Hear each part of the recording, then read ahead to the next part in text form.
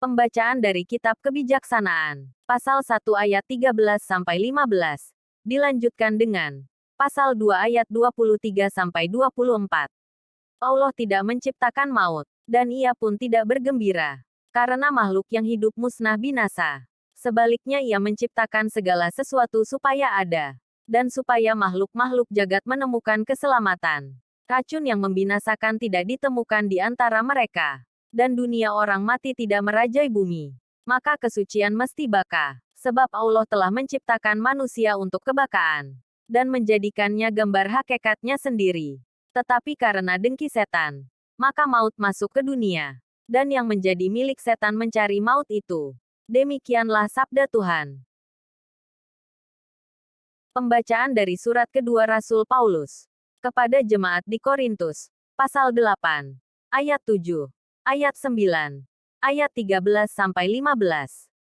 Saudara-saudara, hendaknya kamu kaya dalam pelayanan kasih, sebagaimana kamu kaya dalam segala sesuatu, dalam iman, dalam perkataan, dalam pengetahuan, dalam kesungguhan untuk membantu, dan dalam kasihmu terhadap kami. Pembacaan dari surat kedua Rasul Paulus kepada jemaat di Korintus pasal 8 ayat 7 ayat 9 ayat 13-15.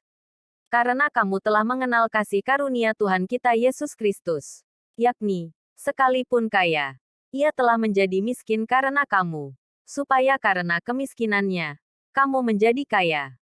Sebab kamu dibebani bukan supaya orang lain mendapat keringanan, tetapi supaya ada keseimbangan. Maka hendaklah sekarang ini, kelebihanmu mencukupkan kekurangan orang-orang kudus, agar kelebihan mereka kelak mencukupkan kekurangan kamu, supaya ada keseimbangan. Seperti ada tertulis, orang yang mengumpulkan banyak, tidak kelebihan, dan orang yang mengumpulkan sedikit, tidak kekurangan. Demikianlah sabda Tuhan.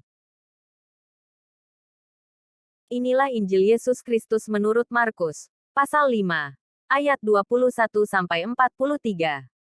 Sekali peristiwa, setelah Yesus menyeberang dengan perahu, datanglah orang banyak berbondong-bondong, lalu mengerumuni Dia. Ketika itu Yesus masih berada di tepi danau. Maka datanglah seorang kepala rumah ibadat yang bernama Yairus. Ketika ia melihat Yesus, tersungkurlah Yairus di depan kakinya. Dengan sangat ia memohon kepadanya, "Anakku perempuan sedang sakit, hampir mati. Datanglah kiranya, dan letakkanlah tanganmu atasnya, supaya ia selamat dan tetap hidup." Lalu pergilah Yesus dengan orang itu. Orang banyak berbondong-bondong mengikuti Dia, dan berdesak-desakan di dekatnya. Adalah di situ seorang perempuan, yang sudah 12 tahun lamanya menderita pendarahan. Ia telah berulang-ulang diobati oleh berbagai tabib, sampai habislah semua yang ada padanya. Namun sama sekali tidak ada faedahnya. Malah sebaliknya keadaannya makin memburuk. Dia sudah mendengar berita-berita tentang Yesus. Maka di tengah-tengah orang banyak itu, ia mendekati Yesus dari belakang dan menjamah jubahnya. Sebab katanya, "Asal kujamah saja jubahnya, aku akan sembuh." Sungguh, seketika itu juga berhentilah pendarahannya. Dan ia merasa badannya sudah sembuh dari penyakitnya itu. Pada ketika itu juga Yesus mengetahui bahwa ada tenaga yang keluar dari dirinya. Maka ia berpaling di tengah orang banyak itu dan bertanya, "Siapa yang menjamah jubahku?" Murid-murid menjawab, "Engkau melihat sendiri, bagaimana orang-orang ini berdesak-desakan di dekatmu. Bagaimana mungkin engkau bertanya, 'Siapa yang menjamah aku?'" Lalu Yesus memandang sekelilingnya, untuk melihat siapa yang telah melakukan hal itu. Maka perempuan tadi menjadi takut dan gemetar. Sejak ia mengetahui apa yang telah terjadi atas dirinya, maka ia tampil dan tersungkur di depan Yesus. Dengan tulus ia memberitahukan segala sesuatu kepada Yesus. Maka kata Yesus kepada perempuan itu, "Hai anakku, imanmu telah menyelamatkan engkau. Pergilah dengan selamat dan sembuhlah dari penyakitmu." Ketika Yesus masih berbicara, datanglah orang dari keluarga kepala rumah ibadat itu, dan berkata, "Anakmu sudah mati. Apa perlunya lagi engkau menyusah guru?" Tetapi Yesus tidak menghiraukan perkataan mereka, dan berkata kepada kepala rumah ibadat, "Jangan takut, percaya saja." Lalu Yesus tidak memperbolehkan seorang pun ikut serta, kecuali Petrus, Yakobus dan Yohanes, saudara Yakobus. Dan tibalah mereka di rumah kepala rumah ibadat itu. Dan di sana Yesus melihat orang-orang ribut, menangis dan meratap dengan suara nyaring. Sesudah masuk, Yesus berkata kepada orang-orang itu, "Mengapa kamu ribut dan menangis? Anak ini tidak mati, tetapi tidur."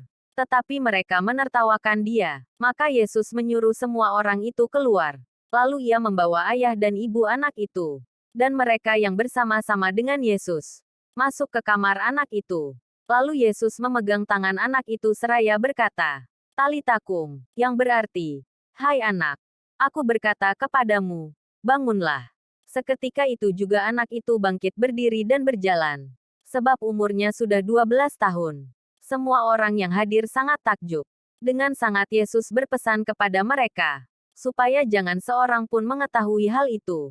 Lalu Yesus menyuruh mereka memberi anak itu makan. Demikianlah Injil Tuhan.